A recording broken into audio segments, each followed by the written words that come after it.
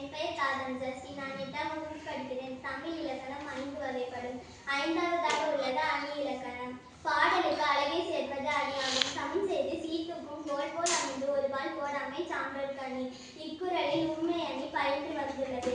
ஒரு பாடலில் உவமையும் உவமையமும் இடம்பெற்று ஊம உறுப்பு வெளிப்படையாக வந்தால் அது உவமை அணி ஆகும். பொருளின் எடையை துலாக்கோல் சரியாக காட்டும் என்பது உவமை. சான்றோர் நடுநிலைமையுடன் செயல்படுவர் என்பது உவமேயம். போல் என்பது ஊம உறுப்பு. ஊம உறுப்பு இக்குறளில் வெளிப்படையாக வந்துள்ளதால் அது உவமை அணி ஆகும்.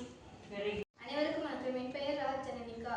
நான் 8ஆம் வகுப்பு படிக்கிறேன். வலிய நிலைமையால் வள்ளுருவம் பெற்றம் புலியின் தோல் பொருத்தமை பெற்று. இக்குறளில் இல்பொருள் உவமை அணி பயின்று வந்துள்ளது. உலகில் இல்லாத ஒன்றை உவமையாக கூறுவது இல்பொருள் உவமை அணி ஆகும். புலியின் தோலை பொருத்தி கொண்ட பசு என்பது உலகில் இல்லை. அதனை உவமையாக கூறுவதால் இக்குறளில் இல்பொருள் உவமை அணி வந்துள்ளது.